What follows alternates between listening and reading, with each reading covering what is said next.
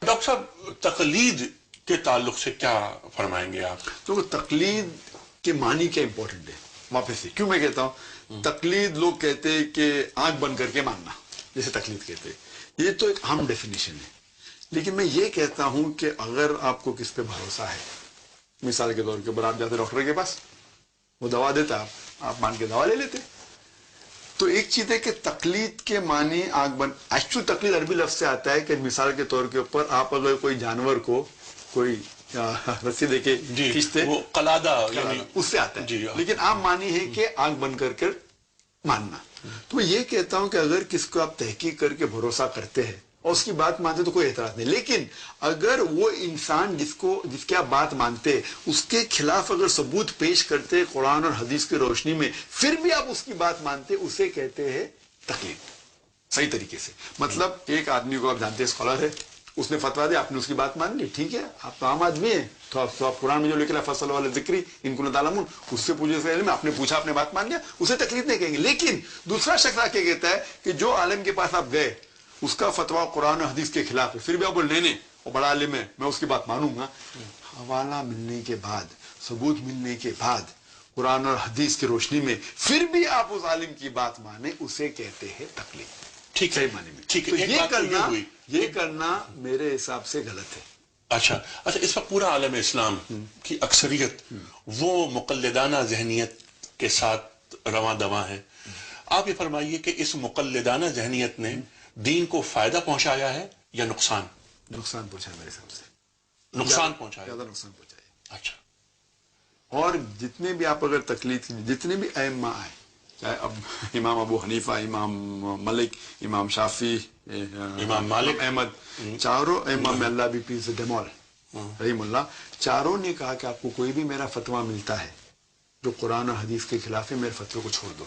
یہ لوگ ہم ان کی عزت کرتے ہیں بڑے ائمہ تھے وہ ویری نالجبل لیکن ہمیں جاننا چاہیے کہ جب وہ آئے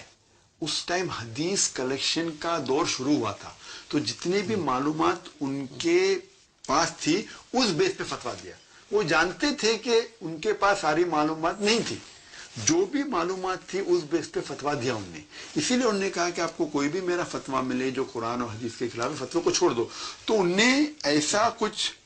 ان کا ارادہ نہیں تھا کہ ایک فرقہ بنانا یا ایک گروہ بنانا لیکن انہوں نے فتویٰ دیے تو اسی لیے میں کہتا ہوں کہ میں پریکٹس کے اندر اگر امام ابو حنیفہ نے کچھ کہا رحیم اللہ مثال کے طور پہ انہوں نے کہا کہ جب آپ نماز پڑھتے ہیں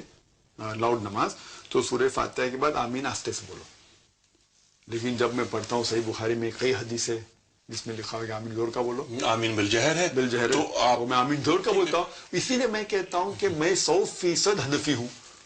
کیونکہ امام ابو حنیفہ نے کہا کہ آپ کو کوئی بھی میرا فتویٰ ملے جو قرآن اور حدیث کے خلاف ہے اس فتوے کو چھوڑ دو تو میں نے فتوے کو چھوڑ دیا تو عملی طور پہ میں 100% حنفی ہوں باقی لوگ میرے حساب سے 80% حنفی ہے وہ ابو حنیفہ کی اکثر بات کو مانتے لیکن سب بات کو نہیں مانتے ابو حنیفہ نے یہ بھی کہا کہ اگر فتویٰ غلط ہے تو چھوڑ دو اسی طریقے سے امام شافعی نے کہا تو کیا ڈاکٹر صاحب آپ ہی کی بات کو آگے بڑھاتے ہوئے کیا ایسا ممکن ہے کہ جو بات کسی بھی امام کی اچھی لگے نہیں آپ جو صحیح ہے جو یعنی اچھی لگی سے مراد دینی نقطۂ نگاہ سے بالکل سے دینی نقطۂ نگاہ سے بالکل سے تو کیا ہم بیک وقت کئی اماموں کے فالوور ہو سکتے ہیں بالکل سے یہ لوگ کہتے ہیں کہ آپ کو ایک ہی امام کو پکڑنا چاہیے آپ چینج نہیں ہو سکتے یہ آپ ان ثبوت کے لیے پوچھے کل ہاتھوں برہانکم ان کنتم صادقین کہیں بھی قرآن میں نہیں لکھا ہے کہیں بھی حدیث میں نہ آتا ہے یہ ائمہ کا ذکر بھی نہیں حدیث و قرآن میں یہ ائمہ گریٹ اسکالرز ہم ان کو رسپیکٹ کرتے اور عام طور پہ 95% کے اوپر صاحب ائمہ نے وہی چیز کہا فرق ہے 2%, 3%, 4% میں اس کے اوپر ہم لڑتے ہیں تو اس 3 یا 4% میں اگر اختلاف ہے تو ہمیں تحقیق کرنا جس میں اختلاف نہیں ہے میں صحیح ہوگا تحقیق نہیں بھی کرے چلتا ہے اگر آپ کو لگتا ہے تحقیق میں اختلاف ہے تو آپ تحقیق کرو کیونکہ لوگ کہتے ہیں کہ ہمیں قرآن کو فالو کرنا چاہیے اطیعوا اللہ اطیعوا رسول اللہ کو رسول کو اور جس کے پاس علم ہے who is endowed with knowledge those have authority یہ قرآن کی آیت ہے لیکن یہ آدھی آیت ہے پوری آیت ہے سورہ نساء کی سورہ نمبر 4 آیت نمبر 59 آیت نمبر 59 میں اطیعوا اللہ اطیعوا الرسول obey Allah and obey the messenger and those endowed with authority جس کے پاس اولی الامر لیکن وہ ختم نہیں ہوتا ہے. اس کے بعد آتا ہے if these people differ, اگر ان میں اختلاف ہے تو قرآن پھر کی آپ جانب. اللہ اور رسول کے پاس جاؤ. جی. تو میں کہتا ہوں کہ جہاں اختلاف نے مان لیا بات, ہم تحقیق نہیں بھی کریں چلے گا, ہم تو عام آدمی, لیکن جہاں اختلاف لگتا ہے امین زور کا بولنا نہیں بولنا چاہتے, تحقیق کرو.